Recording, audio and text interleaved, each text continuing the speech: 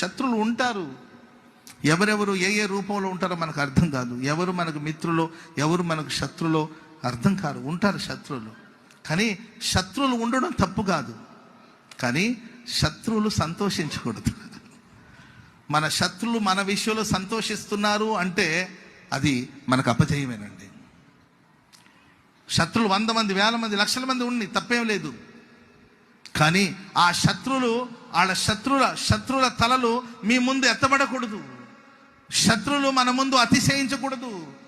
శత్రువులకి మనల్ని బట్టి ఆనందం కలగకూడదు.